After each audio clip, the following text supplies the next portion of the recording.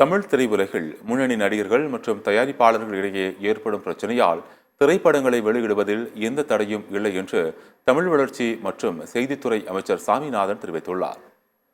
தூத்துக்குடி மாவட்டம் கோவில்பட்டி ஊராட்சி ஒன்றிய அலுவலக வளாகத்தில் அமைக்கப்பட்டுள்ள கரிசல் இலக்கியத்தின் தந்தை ராஜநாராயணன் நினைவு அரங்கத்தை அமைச்சர் சாமிநாதன் ஆய்வு செய்தார். அதைத் தொடர்ந்து செய்தியாளர்களை சந்தித்த அவர் மணிமண்டபங்களில் உள்ள காலி பணியிடங்களை நிரந்தர பணியாளர்களை கொண்டு நிரப்ப நடவடிக்கை எடுக்கப்படும் என்று கூறினார். நடிகைகளுக்கு எதிரான பாலியல் கொடுமைகளை தடுப்பதற்காக தமிழ்நாட்டில் கமிட்டி இருப்பதாகவும் இதன் மூலம் புகார்கள் குறித்து நடவடிக்கை எடுக்கப்பட்டு வருவதாகவும் அவர் குறிப்பிட்டார். பசுமை தீர்ப்பாயம் மற்றும் நீதிமன்ற உத்தரவு விதிகளுக்கு உட்பட்டு கருணாநிதியின் பேனா நினைவு சின்னம் நிறுவப்படும் என்றும் அமைச்சர் சாமிநாதன் தெரிவித்தார்.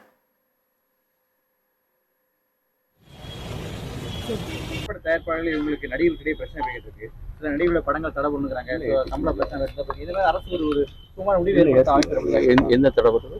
இப்போ பெரிய இப்போ தனுஷ் ஆகட்டும் படங்களை தடவைக்கு பண்ண தயாரிப்பாளர் சொல்றாங்க.